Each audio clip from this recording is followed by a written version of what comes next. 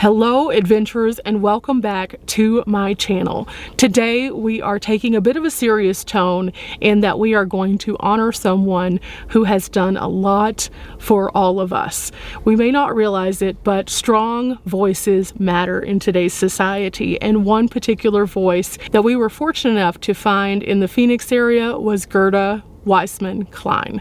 Gerda has been a person who has been an activist and also an advocate for civil rights and also Jewish rights. I think it's important today that we take a moment to reflect on her contribution as we visit the Scottsdale area and find her final resting place. Not only are we seeing where she's laid to rest, but today we are hearing the story of an exceptional survivor, a woman who, against all odds, lived and told the stories and continued to tell the stories well into her 90s. Her brain wrinkles that she shared were so profound that today's video is dedicated to her, a strong woman with a strong voice, and one that tells the story of so many pains that we will never experience. I want you today to listen to the story of Gerda, and as you do, think back into time. What would you have been doing at this time if you were in her position? How would you have reacted differently or similarly? And how would you process the things that she saw? This is the story of Gerda. Gerda Weissmann Klein was born May 8, 1924 and passed away April 3, 2022. She was a Polish-born American writer and a human rights activist. Her autobiographical account of the Holocaust in the book All But My Life, written in 1957, was adapted for a 1995 short film entitled One Survivor Remembers, which received an Academy Award and an Emmy Award, and was selected for the National Film Registry. She married Kurt Klein in 1920. The Kleins became advocates of the Holocaust education and human rights and dedicated most of their lives to promoting tolerance and community service. A naturalized U.S. citizen, Gerda also founded Citizenship Counts, a nonprofit organization that champions the values and responsibilities of American citizenship. She has served on the governing board of the United States Holocaust Memorial Museum, which features her testimony in a permanent exhibit. On February 15th, 2011, Klein was presented with the Presidential Medal of Freedom, the highest civilian award in the United States. Gerda was the second child of manufacturing executive Julius Weissmann and Helen Weissmann. She attended the Notre Dame Gymnasium until the German invaded Poland in 1939. Both of her parents and older brother Arthur were murdered in the Holocaust. On September 3, 1939, German troops invaded the 15-year-old Weissmann's home in Belsko, Poland. Shortly after the invasion began, the family received a telegram from Gerda's uncle saying the Germans were advancing quickly and the family should leave Poland immediately. They stayed because Gerda's father had suffered a heart attack. His doctors advised that he should not be moved or be subjected to undue stress. In 1942, Julius Weissmann was sent to a death camp where he was murdered.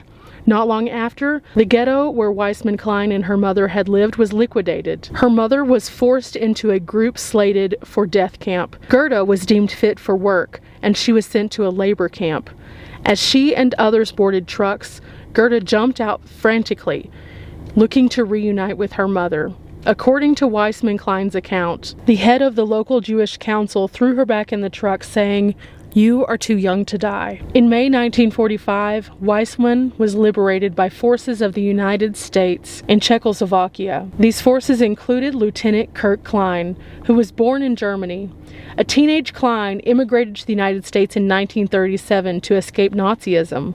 Klein's parents were murdered at the Auschwitz concentration camp. When Kurt Klein first encountered Gerda Weissmann, who was one day short of her 21st birthday, she was white-haired, weighing only 68 pounds and dressed in rags. With hesitation, she informed Klein that she was a Jew, and he emotionally revealed that he was Jewish as well. After a courtship of several months, Gerda and Kurt were engaged in September of 1945. Diplomatic and immigration restrictions delayed their wedding for almost a year, but Kurt finally returned to Europe from the United States in 1946, and they were married in Paris. After the war, the Kleins moved to raise 3 children in Buffalo, New York, where Kurt ran a printing business, and Gerda became a writer and spent 17 years as a columnist for the Buffalo News. The documentary, adapted from her book One Survivor Remembers, went on to win numerous awards, and after delivering an acceptance speech, the director stepped to the side and Weissmann Klein stepped to the podium to deliver her own set of remarks. She said, "I have been in a place for 6 incredible years where winning meant a crust of bread and to live another day. Since the blessed day of my liberation, I have asked the question, why am I here? In my mind's eye, I see those years and days and those who never lived to see the magic of a boring evening at home. On their behalf, I wish to thank you for honoring their memory. And you cannot do it in any better way than when you return to your homes tonight to realize that each of you who know the joy of freedom are winners." Weissmann Klein has gone on to publish several memoirs and children's stories, including The Windsor Caper, a weekly serial in the Buffalo News during the 1980s about 2 girls who have a nighttime adventure in Windsor Castle, England. Weissmann Klein describes it as her only work that is not rooted in pain. Weissmann Klein lived in the Buffalo area for several decades until her husband Kurt retired and they moved to Arizona in 1985 to be closer to their children and grandchildren. She passed away in Phoenix on April 3rd, 2022, at the age of 97. Thank you all so much for listening to this brief lesson in history. I like to share a lot of different things on my channel, and when we went diving down into some of the different people who were in the Phoenix region, this name came across, and whenever I started researching a little bit more about her legacy, I felt as though she deserved to be uplifted in a different way because of the contributions that she's given to us as a whole society. I think more often we need to listen to people like Gerda. If we listen to them, we can learn from the past so we can make better tomorrows. And the words of wisdom that she possessed through her strength and courage are astounding. Remember, guys, we're not here for a long time. We are here for a good time. But unless we listen to people from the past, that good time won't be the same.